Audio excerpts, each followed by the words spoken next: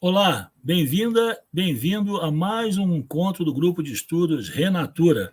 Eu sou Clodomir Barros de Andrade, professor do programa de pós-graduação em Ciência da Religião da Universidade Federal de Juiz de Fora, onde o nosso grupo de estudo está sediado, e hoje nós temos o prazer de receber a pesquisadora Diana Piroli, que está falando diretamente de Catânia, na Sicília.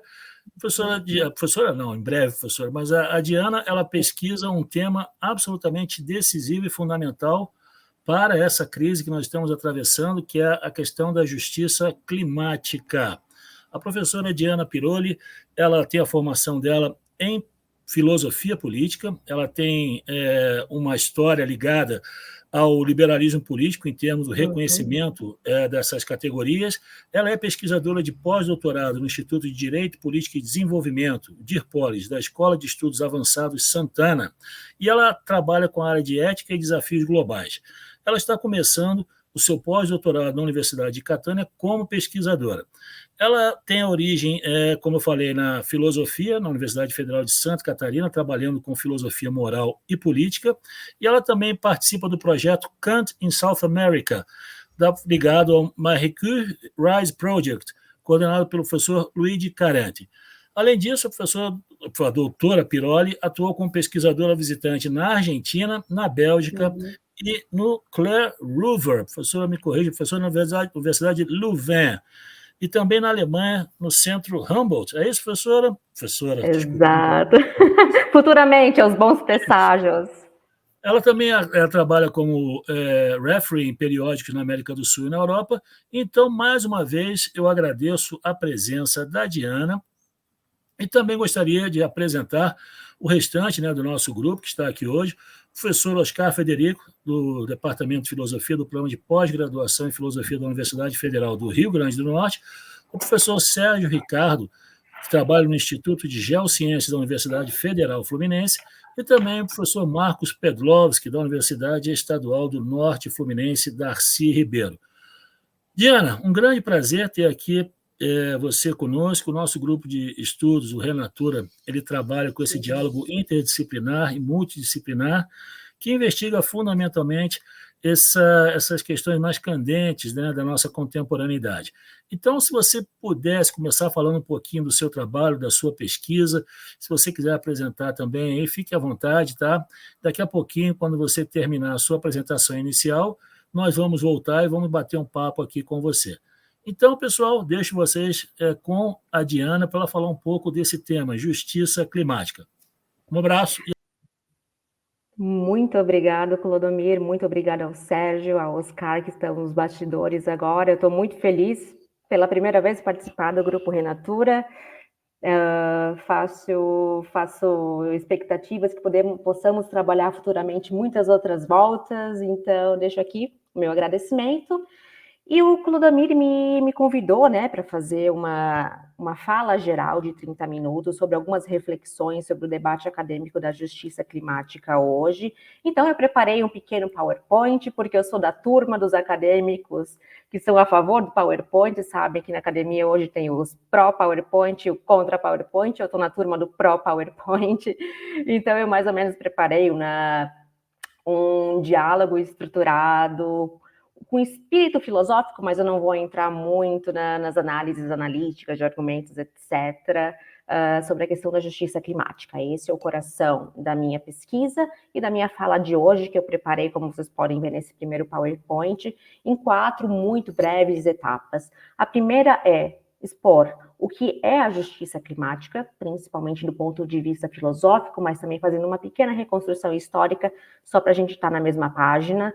Meu segundo ponto será mostrar quais os principais debates dentro do contexto atual, assim aqueles que podem estar inspirados futuramente com a ideia de justiça climática podem desenvolver ou não, buscar aproximações melhores sobre esse assunto.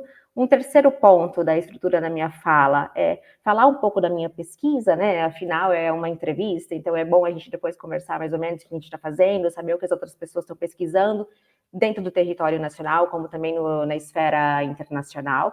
E, por fim, indicações de livros recentes que eu acho que sempre vale muito a pena para quem gostar da entrevista, gostar do assunto, ou não gostar e querer procurar contra-argumentos justamente para ter uma boa base de fundamentação daquilo que a gente está propondo. E o Renatura, com muita satisfação também, está investindo as suas investigações.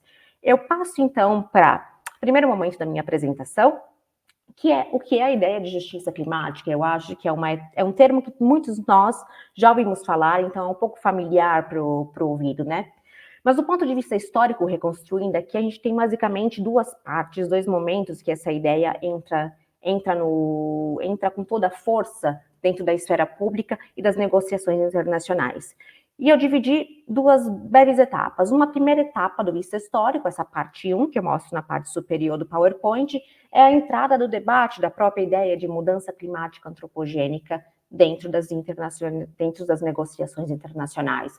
Como vocês, acho que muitos de vocês já sabem, com o primeiro relatório do chamado IPCC, o Intercontinental Panel of Climate Change, a autoridade científica mais respeitada e notória dentro do debate atual, em 1990 eles lançam o primeiro relatório científico, e desse relatório científico que organizam que trazem em conjunto diversos pesquisadores a nível internacional, de notoriedade internacional, eles começam a lançar esse relatório, e esse relatório começa a ter uma certa influência dentro do debate internacional de como as instituições públicas, né, principalmente os estados, devem passar a agir com esse fato científico, que é o fato que as pessoas, que o gênero humano, digamos assim, tem agora uma forte influência no aumento da temperatura global, o período do antropoceno, como a gente chama. Então, primeiro ponto de vista histórico, a primeira parte é a entrada da mudança da climática antropogênica, debate da mudança climática antropogênica nos anos 90,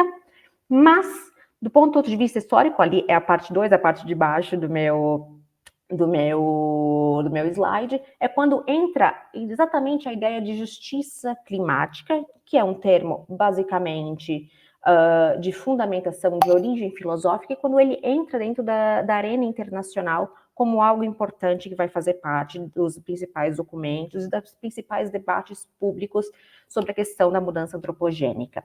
Ele entra basicamente com força a partir de alguns movimentos e protestos sociais que ocorreram principalmente nos anos 2000. E esses movimentos, como a gente vai ver no meu próximo passo, eles começam a potencializar a ideia de que as próprias políticas climáticas, às vezes, podem ou criar novas formas de desigualdades, ou pior, potencializar formas de desigualdades já existentes. E aqui eu passo para o meu próximo slide. Talvez muitos de vocês se lembrem desse primeiro caso, que foi muito famoso e paradigmático, que é o movimento do Gilets Jaunes. Desculpa o meu francês um pouco pobre, mas é aquele movimento dos jaquetas amarelas em 2018, dentro do contexto específico da transição verde no governo francês. Foi aquele período que o governo do Macron, ele tentou, por exemplo, criar políticas climáticas que aumentassem o preço dos combustíveis fósseis, ou seja, gasolina, diesel, etc. E com isso gerou um aumento dos custos de vida e também uma diminuição do poder de compra dos cidadãos e cidadãs, digamos, de classe média ou de classes menos avantajadas da sociedade. E essa tentativa do Macron em 2018 de lançar esse pacote pró-climático, pró-environmental, em favor da transição verde no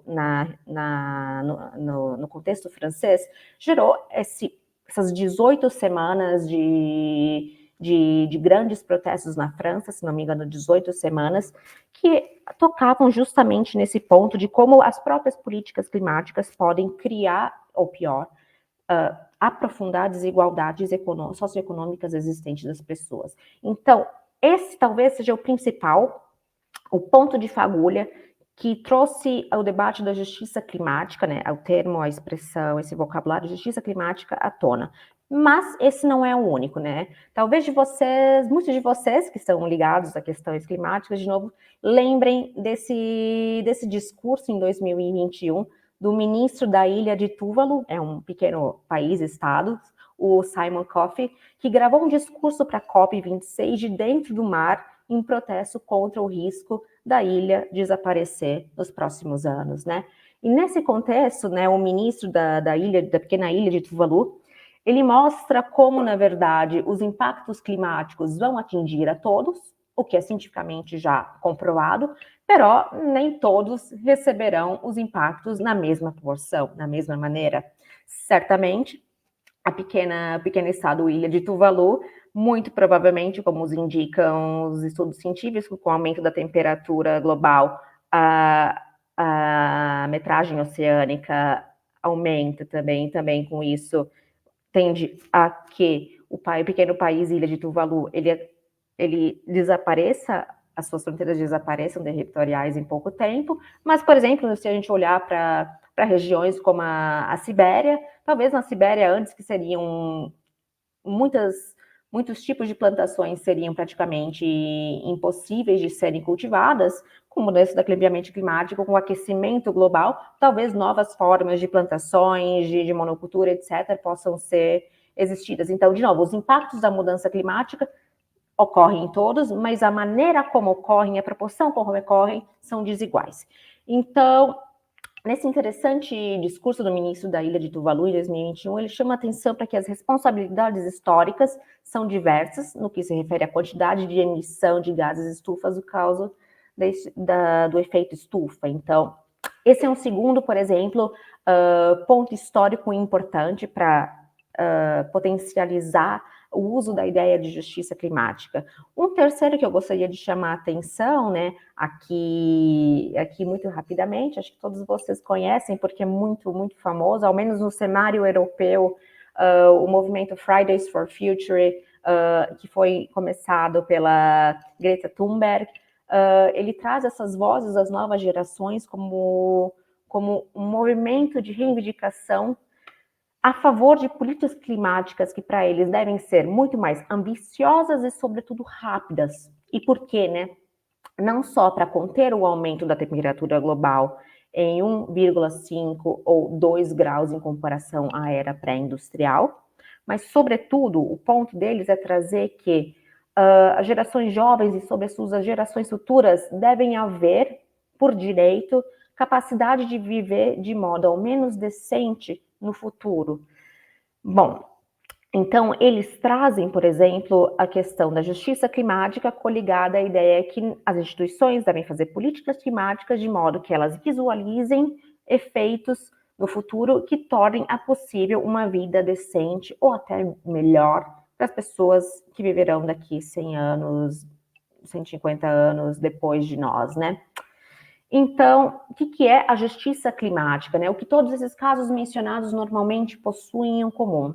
E aqui eu chamo a atenção que de certo, uma ênfase em como a mudança climática antropogênica criará novas formas ou aprofundará modalidades já existentes de desigualdade entre as pessoas. Bom, que tipo de desigualdades aqui vocês poderiam estar me perguntando? Primeiro, desigualdades em termos socioeconômicos, ou seja, desigualdades entre os grupos mais e menos avantajados em termos de renda e riqueza. Porém, também desigualdades intergeracionais, ou seja, desigualdade entre pessoas que participam de gerações distintas e até mesmo de gerações que não terão qualquer tipo de contato direto. Nós, por exemplo, a geração atualmente existente com as gerações que vão viver daqui a 100 anos depois de nós. Mas também temos outros tipos de desigualdades, além das socioeconômicas e intergeracionais, também temos desigualdades no sentidos culturais identitárias, ou seja, no modo como a mudança climática afeta ou afetará muito mais certas culturas e formas de vida em confronto a outras formas de vida. Por exemplo, certamente a população dos povos nativos Sami da região do Norte Europa e também dos indígenas brasileiros na área da Amazônia terão as suas formas de vida e culturas muito mais afetadas em comparação, por exemplo, a nós que estamos acostumados às zonas urbanas, né?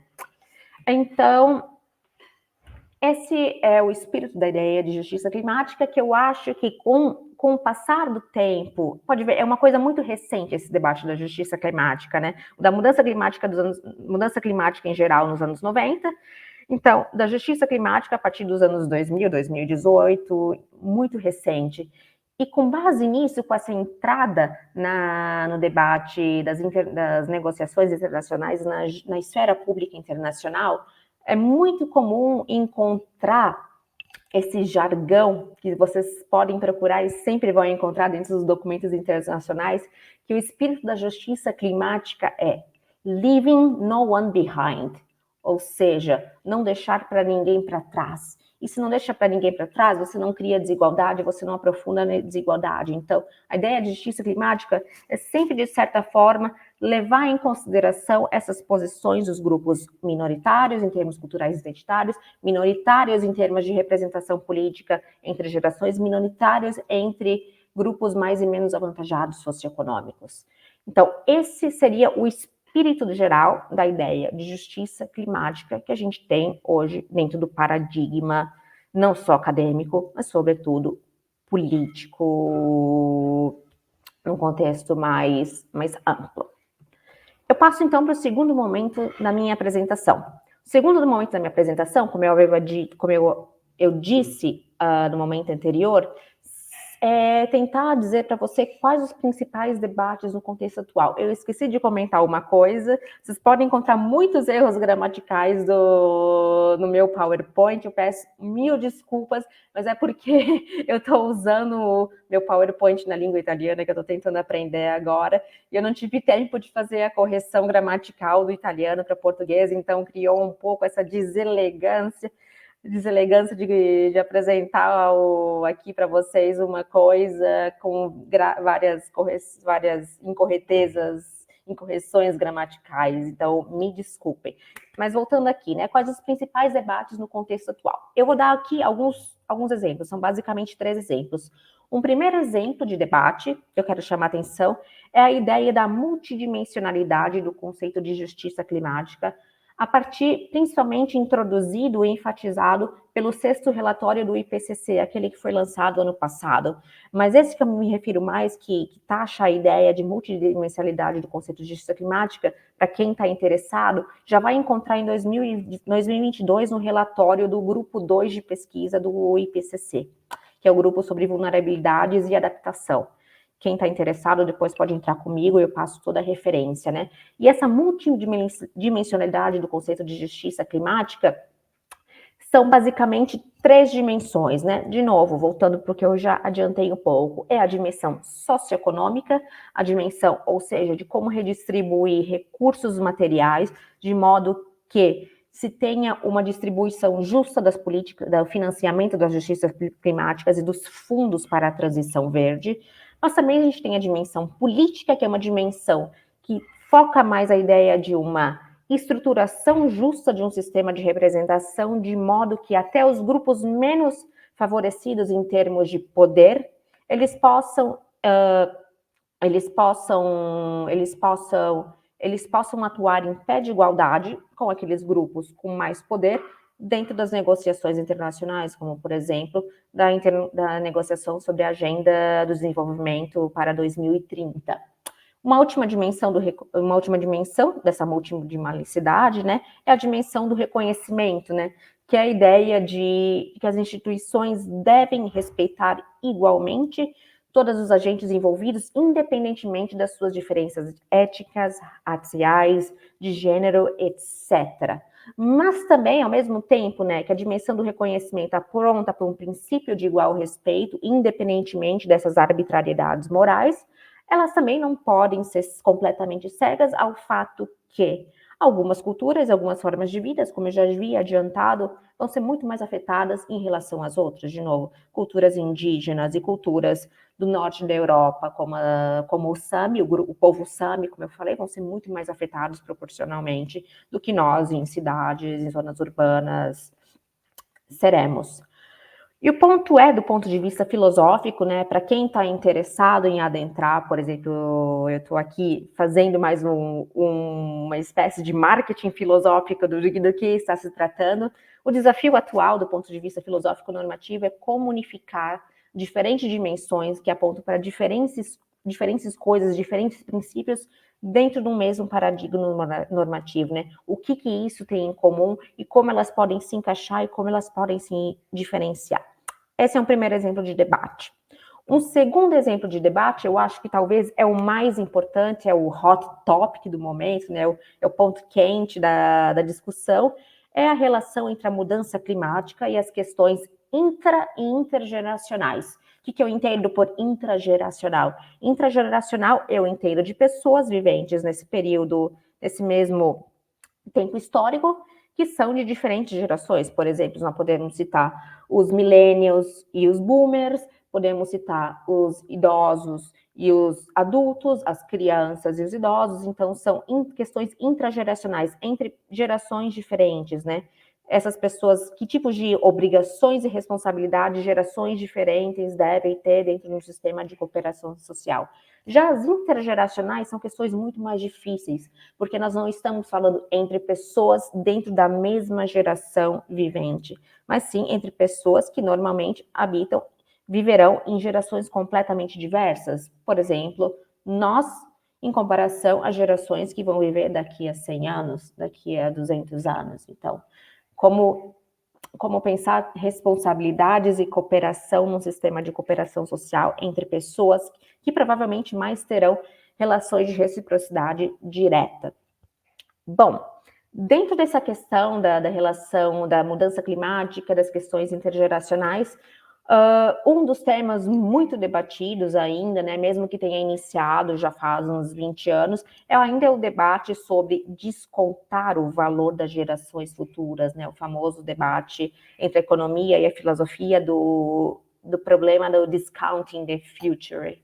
Em termos mais simples, né, para simplificar esse jargão econômico, filosófico, é o seguinte: deveriam as instituições atribuir o mesmo valor moral a alguém que nasceu hoje e alguém que viverá daqui a 100 anos? Por que é importante pensar isso? Porque a todo momento, no fundo dessa discussão, nós temos o fato que temos instituições decidindo como e onde investir em políticas climáticas que vão favorecer mais pessoas que vivem agora, pessoas que vão viver daqui a 20 anos, pessoas que vão viver daqui a 50 anos ou daqui a 100 anos. Então, esse debate do descontar o valor, o quanto é moralmente permissível ou não descontar o valor o momento do valor moral das pessoas a partir que o tempo cresce, é uma das questões ainda muito grandes dentro do debate. E, na verdade, se vocês pegam os principais relatórios, como, por exemplo, o IPCC, mas também outros, como aquele da WMO, ou se não da FAO, vocês podem ver que sempre todas as partes de projeções e modelísticas são sempre feitas com base numa ideia de fundo intergeracional. Eu trouxe aqui, por exemplo, esse gráfico do IPCC, que ele mostra, né, as várias projeções de como as pessoas que nascem nos anos 50 e aquelas que nascem em 2100 vão ser afetadas ou não, dependendo de quão ambiciosas são os investimentos nas políticas climáticas ou não pelas instituições. Então, esse debate intergeracional, eu acho que é o principal e talvez o mais acalorado dentre todos que se tem dentro do debate acadêmico hoje em dia, né? Outros exemplos de questões intergeracionais, né, de debates que são bem acalorados hoje em dia são: as gerações futuras têm algum papel especial na luta contra a mudança climática hoje? Se sim, podemos dizer que o modelo de representação política hoje é capaz de dar voz aos interesses fundamentais das gerações futuras, aquelas que vão nascer daqui 100, 150 anos? Mas em caso negativo, se elas não são um bom modelo de representação político, até que ponto a desobediência civil das gerações jovens é legítima e justa como uma forma de luta contra um sistema que é unfair, injusto nesse sentido? Esses são alguns exemplos desse segundo nicho de debate intergeracional dentro das questões climáticas. Um terceiro, que eu gosto muito particularmente, que eu me interesso, é relativo a quais as responsabilidades do chamado Sul Global na luta contra a mudança climática antropogênica. E aqui entra não tanto um debate moral, né, do valor, das sistematizações analíticas bem fundadas entre gerações presentes e futuras, como é aquele caso muito mais analítico da geração dos debates intergeracionais, mas esse é muito mais político, né? Por exemplo, qual o sul global, quando a gente está falando aqui, né? Estamos falando da China, estamos falando do Brasil, estamos falando da Nigéria, de Tuvalu. Como vocês sabem, né? O sul global é uma coisa variada, então colocar dentro da mesma caixa todos esses sistemas políticos e não fazer uma variação aqui é complicado, né? Um outro ponto muito interessante sobre as responsabilidades do chamado do Sul Global na mudança climática antropogênica é em relação às chamadas emissões provenientes no uso do solo, né? Não sabia como traduzir muito bem esse, mas é o chamado Land Use Change Emissions, né? Como talvez muitos de vocês sabem, né? Sou certa que sabem muito mais de mim, talvez. Tem dois tipos de emissões, né? As emissões de carbono, né? Principalmente provenientes da queima de combustíveis fósseis, como carvão, etc. E também tem as emissões que vem de um outro tipo de proveniência, né? Que é do uso, ou melhor, do mau uso do uso do solo. E aqui, né, geralmente, nós, do sul global, estamos muito mais localizados nessa segunda, com exceção da China, obviamente, estamos muito mais localizados nesse segundo tipo de emissões, né? Por exemplo, né, o caso do Brasil, o Brasil junto com a Indonésia e, se eu não me engano, é África do Sul, posso estar errada, são os três principais emissores de gases provenientes do mau uso do solo, né? Aqui está em questão as queimadas, né? O alevamento é italiano, a criação ilegal de gado, etc. Então, aqui é saber como as responsabilidades do chamado global dentro desses tipos específicos de emissões, né? E por fim, né, uma questão que é particularmente muito interessante é a questão do dever de preservar a biodiversidade, mais do que lutar contra o aumento da temperatura global.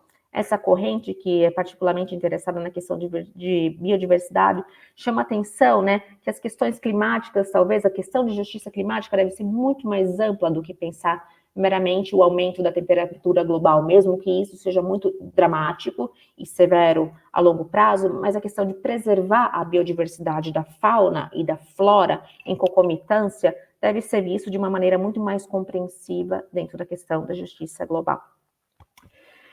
Sobre esse último ponto, eu sugiro o trabalho do professor Chris Armstrong, da Universidade de Southampton, que publica livros maravilhosos sobre a questão da justiça climática e da biodiversidade, nessa linha de pesquisa filosófica analítica. Recomendo muito. Passemos para o terceiro e último da minha apresentação, e aqui vou correr um pouquinho mais, porque eu acho que eu fui muito prolixa e falei demais. O que eu estou fazendo, né? Um pouco da minha pesquisa, porque, de novo, estou fazendo uma apresentação não tanto muito acadêmica aqui, mas mais uma conversa entre pares, interlocutores, sobre o que está sendo debatido, né, hoje, sobre a justiça climática, o que as pessoas estão pesquisando. E eu digo a vocês agora o que eu estou pesquisando, por exemplo. Eu falei antes para o Sérgio, Clodomir e Oscar que, na verdade, hoje é o meu último dia de trabalho como pós-doutoranda na Escola Santana.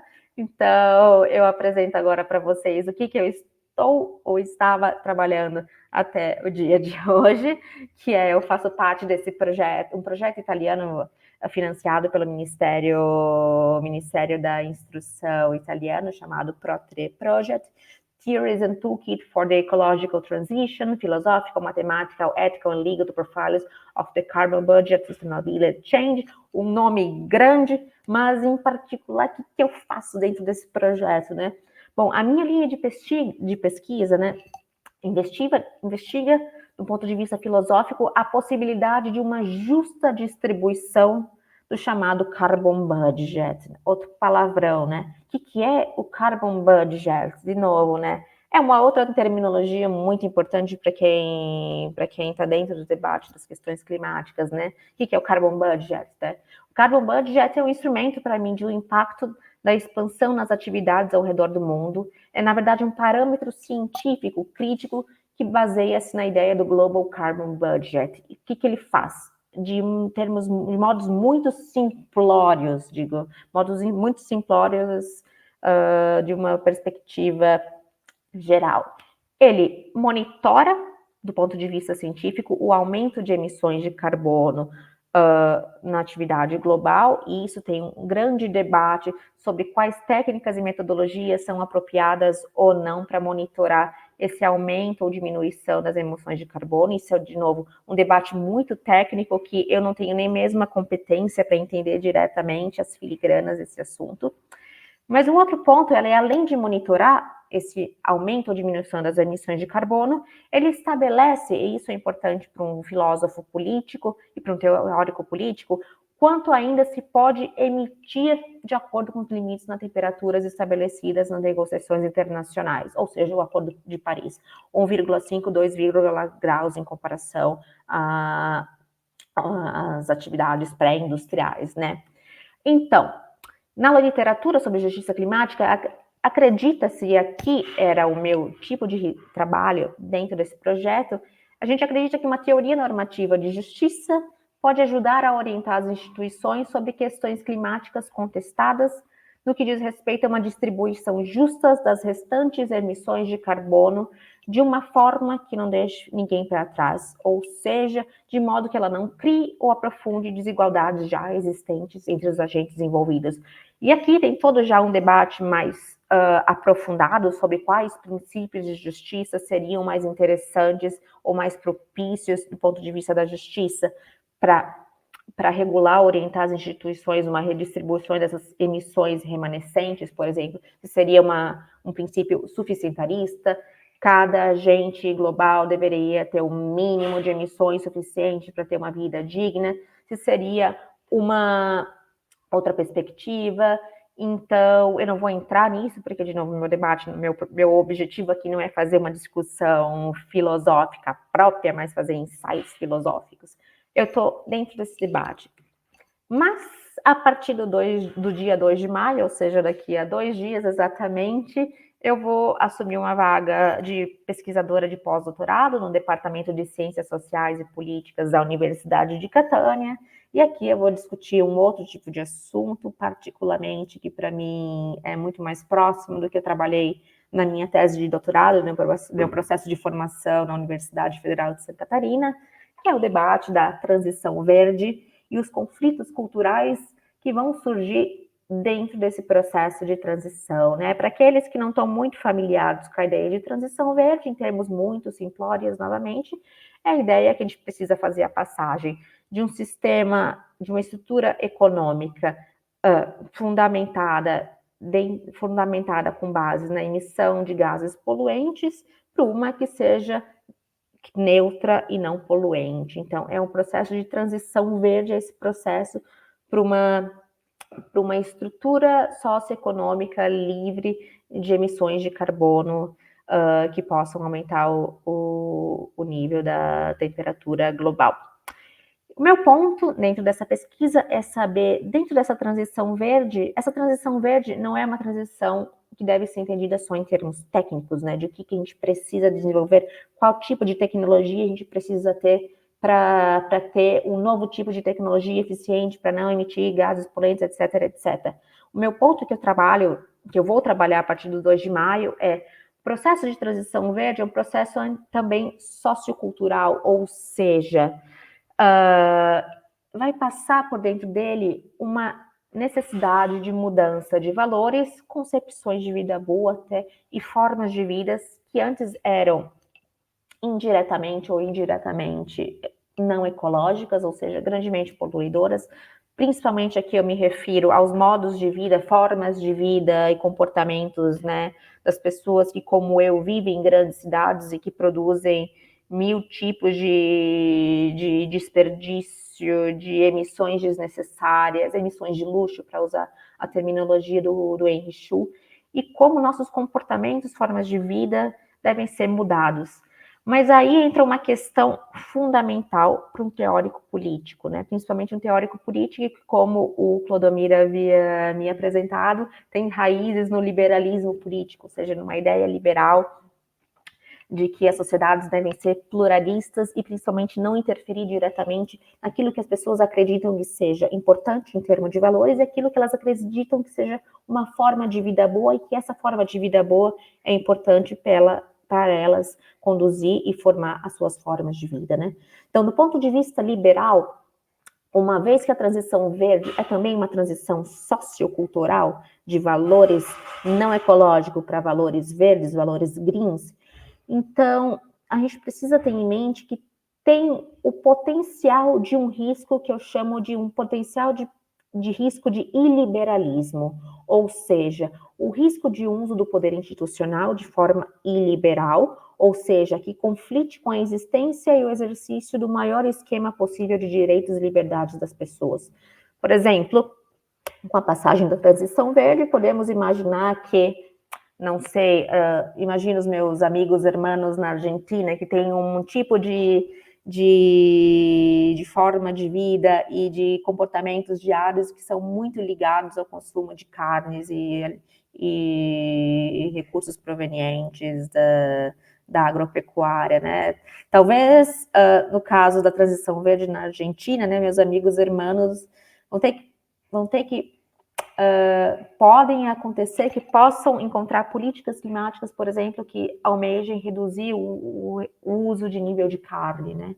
Mas, como justificado no nível político-institucional, medidas que almejem mudar esses valores, concepções de vida boas e formas de vidas que são ainda muito ligadas ao consumo de carne, sem ser iliberal, sem ser paternalista, sem ser autoritária, sem dizer para as pessoas necessariamente o que é uma vida boa green, uma vida boa sustentável, o ideal mais romântico de vida boa, você conectado diretamente com a natureza, ou uma vida boa no estilo vegana, né? Então,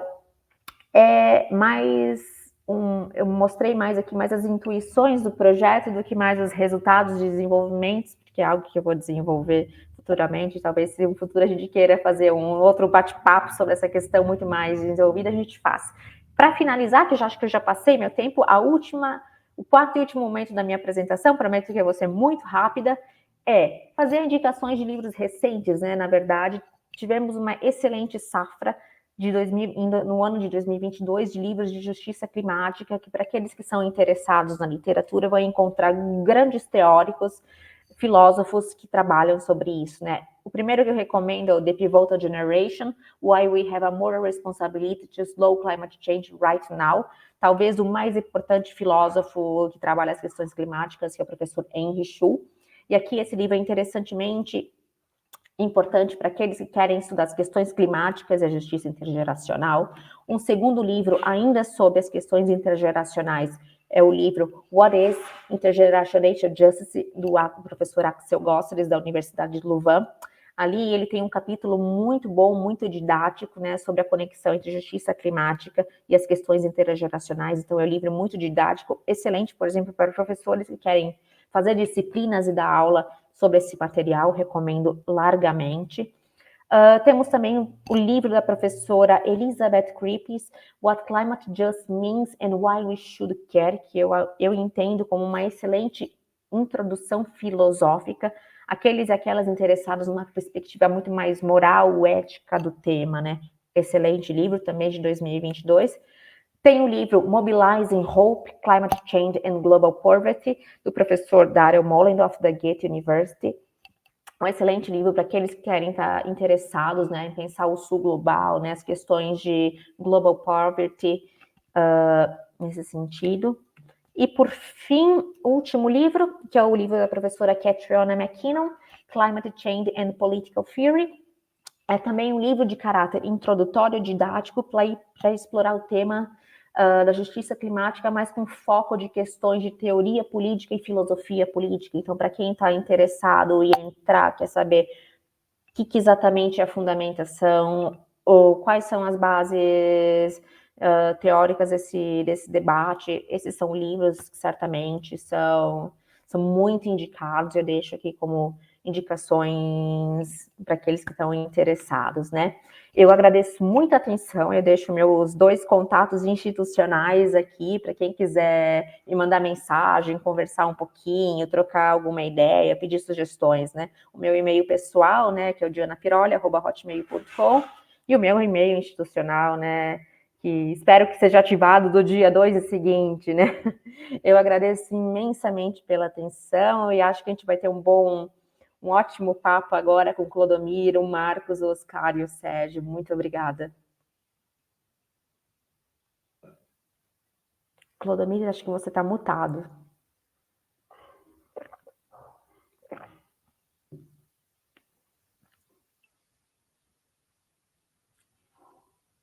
Passa a bater um papo. Diana, eu vou começar fazendo assim, puxando um pouco para o lado do direito internacional, e vou cometer aqui alguns homicídios filosóficos. Né? Se a gente pegar a noção de justiça, desde Aristóteles, como proporcionalidade geométrica, até o John Rawls, como Justice as Fairness, a gente sabe que, não obstante a importância da baliza moral e ética, num certo sentido, a noção de justiça ela tende a se consubstanciar enquanto norma positiva. Né? E todos nós sabemos dos enormes problemas em termos de uma normativização positiva de qualquer assunto transnacional, que claramente é um dos exemplos da questão climática, da questão da justiça climática, né? Além de outras. Então, a questão que eu queria te colocar é exatamente esse hiato e o problema o hiato entre a noção de justiça e a norma positiva, que porventura ela venha algum dia ocorrer, e essa questão que é candente. Né? Nós sabemos que a norma jurídica ela só se reveste de eficácia quando existe um poder que monopoliza o exercício da força ao ponto de tornar eficaz essa norma. E aí nós sabemos das enormes, por exemplo, a gente pode ver a questão do Tribunal Penal Internacional, né? E no ponto de vista do direito público internacional, os tratados eles só possuem eficácia em termos de uma adesão, e essa adesão ela pode a qualquer momento ela ser descontinuada com a questão de um país, por exemplo, denunciando e saindo de qualquer tipo de concerto jurídico internacional. Como é que você imagina, no âmbito dessa questão da discussão da justiça climática, a possibilidade de uma reunião de condições de possibilidade para que exista, assim, fazendo uma relação muito grosseira entre o direito penal internacional, como a gente vê no Tribunal Penal Internacional, e, por exemplo, o direito internacional climático. Existe alguma discussão nesse sentido? Para onde é que estão apontando essas discussões? E como é que você imagina, em termos dessa questão da eficácia, de revestir a norma jurídica de uma eficácia internacional, quando nós sabemos que, por exemplo, alguns países se recusam, né, a ceder e se juntar à questão do Tribunal Penal Internacional, como Estados Unidos, China, entre outras nações. Como é que é essa questão, na sua perspectiva e no âmbito desses estudos que estão ocorrendo? Essa questão da noção de justiça climática, que eu acho que muita gente não existe mais, vai ser um consenso, né, em termos da necessidade do exercício dessa tutela, e como se daria essa possível tutela no âmbito da norma jurídica positiva? Baita pergunta, Clodomir. Na verdade, traz as bases, né, para o debate entre os debates da fundamentação da filosofia do direito. Na verdade, que por um lado a gente tem a justiça no sentido do direito, que é a norma positiva, na qual o Estado, a partir dessa norma positiva, tem o uso da autoridade do poder institucional para fazer coerção e fazer que as pessoas obedeçam ou não essas normas, e, sobretudo, de punir as pessoas ou os agentes caso vão contra com essa norma, né? Então, a gente tem esse lado, primeiro, da justiça como a norma positiva do direito usada pelo Estado, como poder de coerção, e a gente tem o outro lado, né? Que é a justiça na moralidade, a justiça do dever ser, que tem uma outra base de fundamentação, que é mais filosófico-moral, né? Independentemente daquilo que a norma jurídica positivada tem, a gente tem uma norma moral que é acessada através da fundamentação da razão, que diz aquilo que é certo e aquilo que é errado. Então, a gente tem esses dois âmbitos da justiça. Você me perguntou, né, como fica, quais os prospectos da justiça climática, dessas duas ideias de justiça que tem aqui, né, a justiça do direito e a justiça da moralidade, né. Eu aqui eu sempre uso a solução habermasiana, né, do filósofo Jürgen Habermas, ainda vivo, da teoria crítica. A gente precisa pensar não uma completa, embora sejam dimensões analiticamente distintas, o direito e a moral, a gente precisa ter uma capacidade de um instrumento que possa criar uma espécie de charneira, que ele chama. A charneira, aquela parte da porta que faz um lado para o outro, né? Que faça esse movimento de um para o outro, mas ainda mantendo os dois lados analiticamente separados. E ele diz que esse movimento de charneira são os movimentos sociais, né? Aquilo que vem da esfera pública, na verdade. A esfera pública, aquilo que é debatido ali, tem essa capacidade de se movimentar de um lado e pressionar a norma jurídica normativada existente, com base naquela outro lado, que é a discussão sobre o que é certo, o que é justo, o que é moralmente correto, o que é moralmente incorreto, né? Então, se eu fosse dizer, talvez, o que na literatura da justiça climática eles parecem muito mais investir nessa ideia, de novo, dos movimentos sociais, dos movimentos climáticos, principalmente esses dessas gerações jovens que estão surgindo, né? O Friday for Futures, o Extinction Rebellion, etc., que eles são capazes de pressionar a norma jurídica existente com base numa linguagem da moralidade. Então, se eu posso responder, eu usaria esse enquadramento habermasiano para dizer mais ou menos quando estão, né? O jurídico e o moral aí puxados, né? Fazendo esse movimento através dos movimentos sociais. Obviamente, né? Quais movimentos sociais são legítimos ou não, quais narrativas são legítimas ou não, aí ainda ali é outra história, né? Mas eu responderia dessa maneira a primeira parte da tua pergunta, que era uma pergunta complexa de vários níveis, né? A outra parte que tu me pergunta é sobre o direito internacional, essas dificuldades do direito internacional climático, de positivar, de até mesmo positivar, né? Aquilo que tem nos tratados internacionais, etc. A gente teve, por exemplo, aquele caso brasileiro que foi discutido no STF, acho que 2 anos atrás, que entraram contra o governo Bolsonaro, que estava travando, se não me engano, os fundos de transição, e eles entraram via o Poder Judiciário dentro do Poder Legislativo para obrigar o governo Bolsonaro a respeitar as medidas daquele fundo climático. Se eu não me entendo, mas dentro desse debate, né, das possibilidades, dos limites do direito internacional dentro das questões de justiça climática, muitos estão investindo na ideia do climate litigation, né? O climate litigation, acho que vocês conhecem, não sei como traduzir, litigação climática, é a ideia de usar o poder jurídico de um modo muito mais substantivo e radical para entrar nessas questões climáticas de modo a obrigar, digamos, o nível jurídico executivo e legislativo a obedecer os documentos internacionais. Então, está sendo basicamente um instrumento bastante usado e muito bem visto, interessantemente. Eu sou um pouco cética, né, nessa interferência institucional entre poderes, mas está cada vez mais crescendo esse movimento de climate litigation, né, de novo, usar o poder jurídico com toda a sua força para obrigar os estados a nível nacional ou também a nível local, né, a respeitar os acordos climáticos que são mais superiores. Eu penso que seria mais ou menos assim a minha resposta. Tua pergunta era muito complexa, eu tocava muito. Me recorda, por favor, se eu esqueci de algum tipo de questão, que eu sei que foi bem complexa. Está mutado, Clodomir.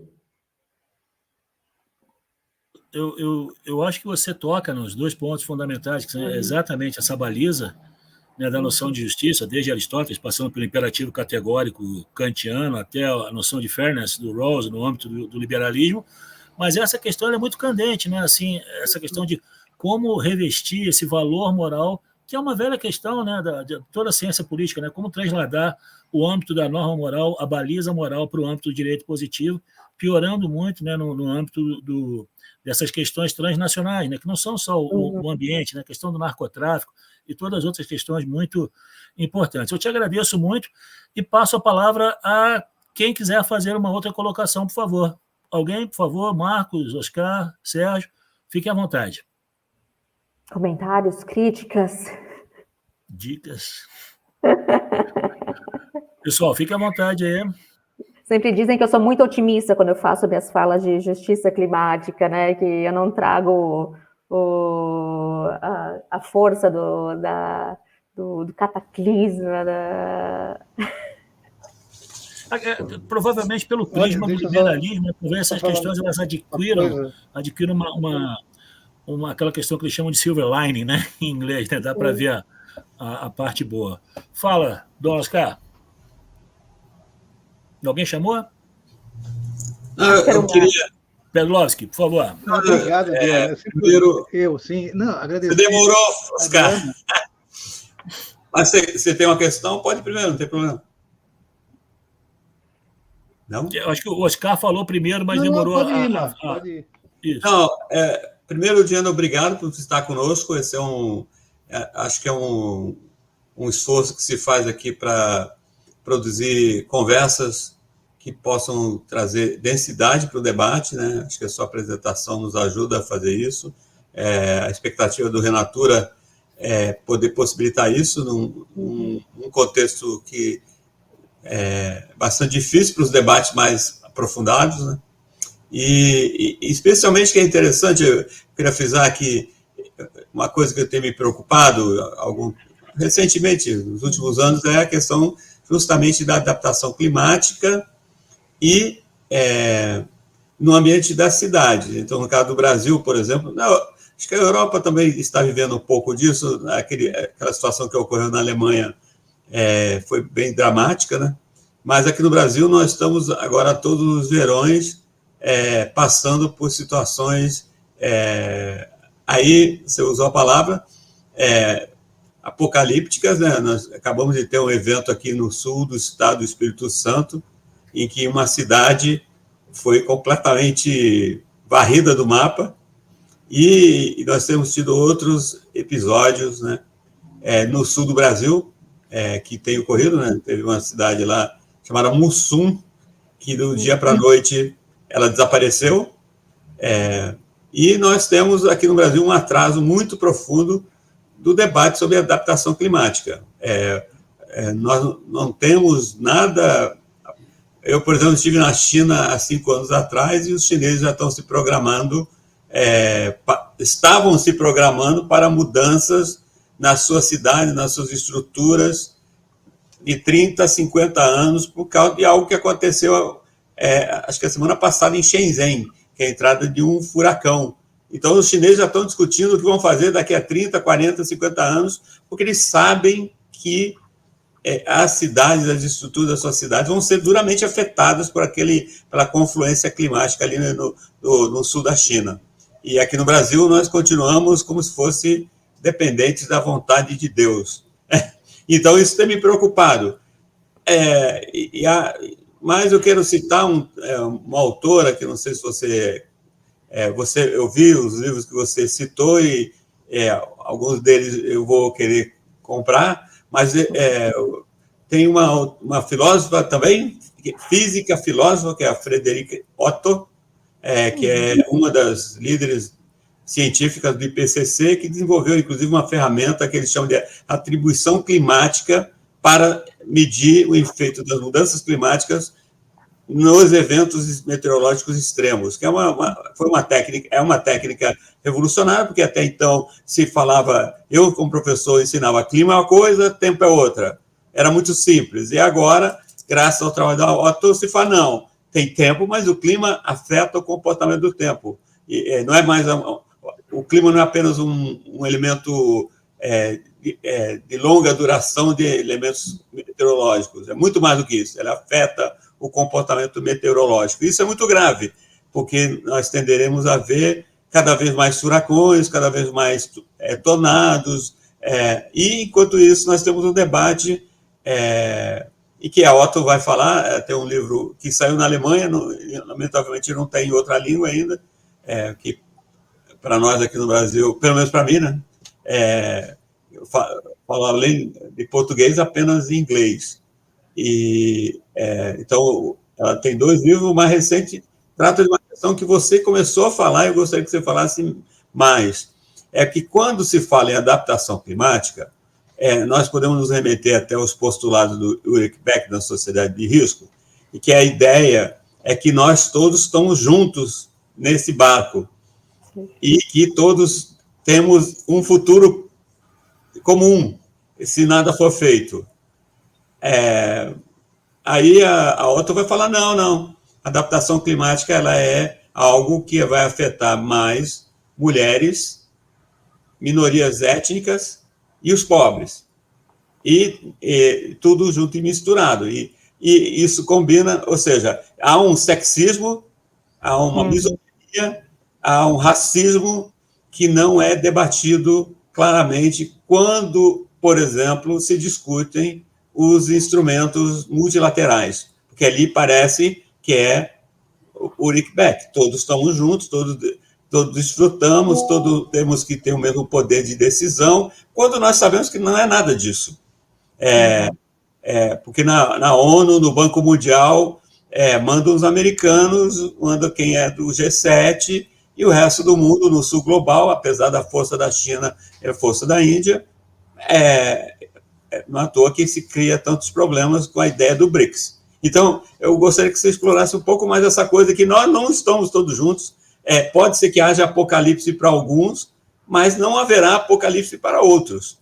Então, ainda que tenha gente querendo fugir para a Lua ou para Marte, como Elon Musk, essas são possibilidades ainda... fugir para outro planeta, o Steve Hawking falava isso, né? Os humanos teriam que migrar para outros planetas, que esse aqui está condenado. E tem outros que falam, não está tão condenado assim para alguns, está condenado para outros. Então, acho que eu já até me entendi, mas a ideia é essa, que você debatesse um pouco essa questão da adaptação climática como algo que não é sociedade de risco para todos, mas que tem elementos de sexismo, misoginia, racismo, classe, né? Perfeito. Muito obrigada pela pergunta, pelos comentários, Marcos. Da Frederique Otto não conheço, então eu vou, assim que terminar, vou fazer meu Google aqui, procurar os trabalhos dela, que sempre gosto de... E o inglês chama Angry Weather, ok? Ok. Otto, O-T-T-O.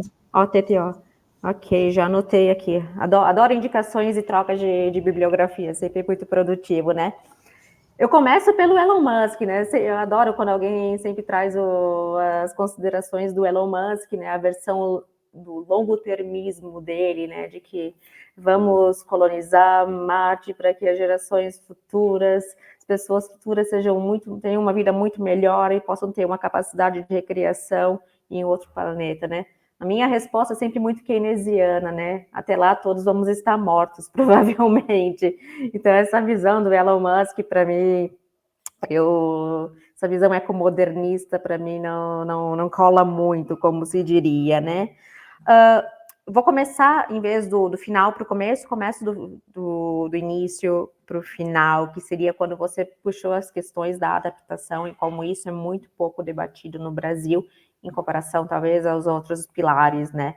Só para ilustrar aqui para os nossos interlocutores, eu sei que vocês conhecem muito bem, mas digo, nós temos ao menos 3 grandes pilares dentro do debate das políticas climáticas, que é o pilar da mitigação, ou seja, de desenvolver e implementar políticas climáticas para reduzir as emissões de gases de efeito estufa e também de land use emissions, como eu disse. Temos o segundo pilar, no caso, aquele do meio, de adaptação, que era esse que o Marcos comentava, que é a ideia de tem certas coisas que não podemos frear mais, já estão acontecendo, o aumento existe, precisamos nos adaptar para o mundo mais quente daqui 20, 30 anos, acho que nem menos, já falamos de 10 anos, em pouco tempo, em menos de 5 anos, já temos grandes mudanças, grandes necessidades de mudança já por conta do aumento das precipitações. Então, a segunda pilar é esse da adaptação, E o terceiro, o mais novo de todos, recentemente introduzido na parte da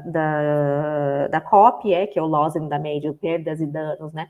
Tem coisas já, tem certos tipos de danos e perdas que são incontornáveis, não se tem mais muito o que fazer, e sim procurar modos de recompensar as pessoas que foram sofrendo esses danos e perdas. Então, eu diria que na Europa, sim, de fato, o debate da mitigação é muito mais focalizado em confronto aos outros dois, mas eu estou na Sicília, né? Eu tô no sul global da Europa. Eu te digo que no sul global da Europa, a Sicília, que sofre, por exemplo, já estamos praticamente há 1 ano sem um nível grande, um nível suficiente de precipitação, a gente já está sofrendo muito o problema da escassez de recursos hídricos, e nós temos completamente um problema sério de políticas climáticas de adaptação. Então, eu diria que esse problema não é só uma cerejinha, né, uma jabuticaba brasileira, mas também uma jabuticaba do sul da Europa, né? Se a gente pega o sul da Espanha, o sul da Itália, etc., né? E o ponto da interseccionalidade também é uma coisa que está muito em alta hoje em dia, né? Que, na verdade, é a ideia de justiça interseccional. Como injustiças socioeconômicas são interseccionalizadas, né, passadas diretamente por injustiças de gênero, raças e éticas, né? Então, como esses diferentes tipos de injustiças, na verdade, são muito mais imbricadas, nos casos práticos, até muito difícil de desinterlaçar. E, de fato, né, esse é um dos grandes desafios, né? Eu estou acelerando um pouquinho, porque eu sei que a gente já passou um pouco do nosso tempo, mas eu concordo plenamente com as considerações do Marcos. Eu acho que não só o Brasil, como também o sul da Europa, a gente tem que investir muito mais na ideia de adaptação e dar um peso maior aos 3 pilares das políticas climáticas. Muito obrigada, Marcos. Obrigada, Marcos. Obrigada, Diana. Eu acho que não vai ter jeito não, Diana. Você vai ter que voltar, sabe? Eu acho que não vai ter jeito. Que triste. O Oscar queria perguntar, o Sérgio também, mas nós temos essa questão que nos constrange, que é o tempo, mas eu já deixo aqui o convite para que a gente possa retomar essa conversa absolutamente decisiva, e queria convidar todas e todos que estão assistindo que entrem em contato conosco, né, no nosso e-mail, renatura@ufjf.br, e também que visite o nosso canal, né? O nosso canal no YouTube, que é @RenaturaUFJF, onde a gente vai poder ver também, né? Tem aí o nosso contato, grupo.renatura@ufjf.br, para que quem quiser participar desse debate também. E agradecendo mais uma vez a presença da Diana, que com certeza vai voltar aqui para nos ajudar a entender melhor essas intricadas filigranas, né? Que tem tanto a ver com o futuro, o nosso próprio futuro como espécie estando em jogo, e tantas outras questões correlatas que surgem. Eu agradeço, então, a presença do professor Sérgio, do professor Oscar Federico, do professor Marcos Pedulowski, e, mais uma vez, Diana, deixo você à vontade para as suas considerações finais. Por favor, fique à vontade. Agradeço muito, muito, muito, espero colaborar muitas outras voltas com o Renata Jura. E é isso, muito obrigada, adorei os comentários, as perguntas, e seguimos em frente com esperança de políticas climáticas mais ambiciosas e rápidas para o mundo. Obrigado, Diana. Obrigado você que está nos assistindo. Então, por favor, entre em contato conosco e participe mais aqui dos nossos encontros. E eu agradeço a todos e todas, e desejando a todos uma excelente semana, uma excelente quinzena. E nós voltaremos a nos encontrar em breve com mais um programa, com mais uma convidada ou um convidado. Muito obrigado. Um abraço, pessoal. Cuidem-se bem. Tchau, tchau.